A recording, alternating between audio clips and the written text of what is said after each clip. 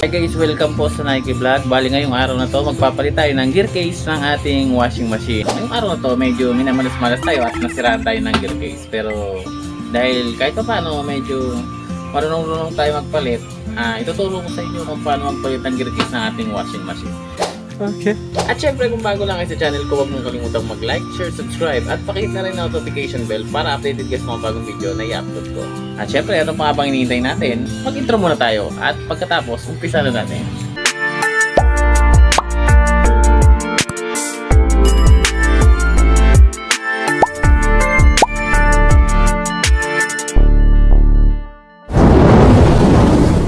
Mga guys, paano mo nalaman kung sira ang gear case ng inyong washing? Remember that. Put it in your mind. Pag ganyang kabagal umikot ang washing nyo, malamang sira na yung gear case nya.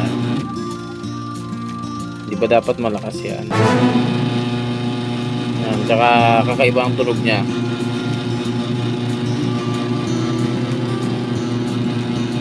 Bali ngayon tatanggalin natin ang laman nya. Sample, pag sira ang gear case ng inyong washing, bali ito naka-commander yan. Pag ito pinigilan ko lang ng isang daliri, pero commander yan isang daliri lang pipigil ko dyan, hindi na siya iikot. Ayan, napipigilan ko siya yan, sira yan.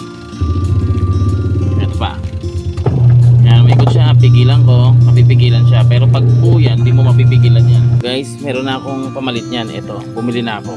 Itong gear case kasi ng aming washing, square yung pinakalagayan niya ng LC. Lagi nyo sasabihin kung square ba. Yung iba kasi nito may thread yan, hindi siya square. Ito kasi pa square siya kung titingnan nyo. Bali guys, una kailangan tanggalin mo to. Yan. Kasi ito may tornilyo. Huwag nyo mawala. Yan, tanggalin nyo yung tornilyong yan. Yan guys, natanggal ko na yung tornilyo dito. Yan, bali nakaganyan yan. Yan, nakatakip. Yan, tinanggal yan. Tapos yung tornilyo, yan. Siyempre, huwag nyo wawala yung tornilyo. Kasi mahirapan tayo magbalik pag wala yung tornilyo.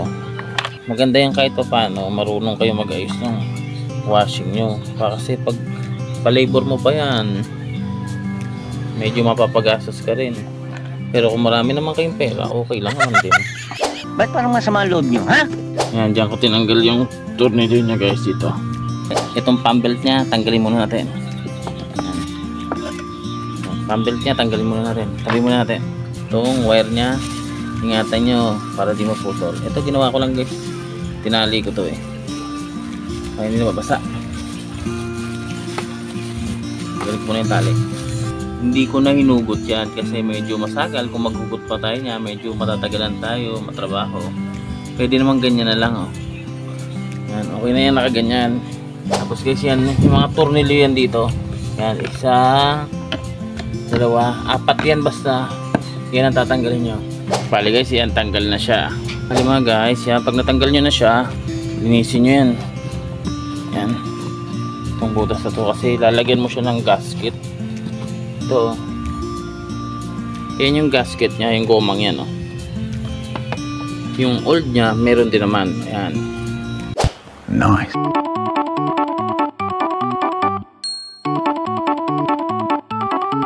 bali mga guys, nakabilitan tayo ng bago nating gear case. Ang laging titingnan nyo para hindi kayo magkamali, ito kasi yung luma nya. Yan, tingnan nyo, square yung pinakabakal nya sa dulo. Yan, ito square yan. Yan. Pa-square yan. Yung iba kasi bilog na may thread. Yan, may mga tornilyuhan kasi yan. Yan, dapat parehas lang yan. Galing yan, babalik na natin dyan. Siyempre, itong may tornilyuhan, doon mo siya ilalagay. Tapos, siyempre, may mga lagayin din siya ng tornilyo. Itapat mo lang sa mga butas na yan. Yan. Kapit na natin yan. Kaya kailangan natin ng mabilisan.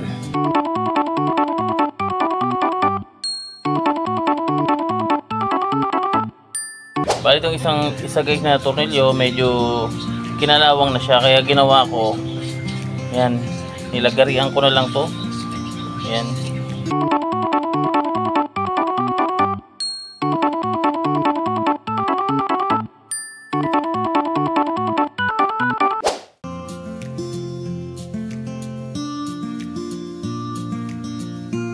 na yun mga guys. Kapit na natin. Ngayon, pwede mo na ngayon ikabit tong kanyang pump belt. Siyempre, dito. Yan, sabit mo lang yan dyan.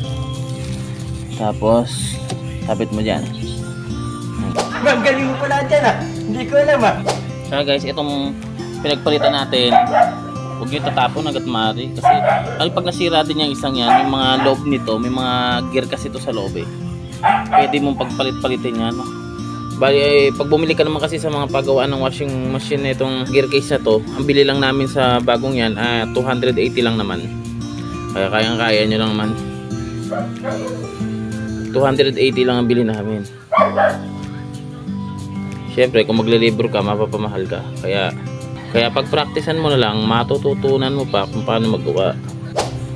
Bali mga guys, yan, okay na yan. Bali, hanggat maaari linisin nyo yan bago ibalik tong pinaka-LC nya.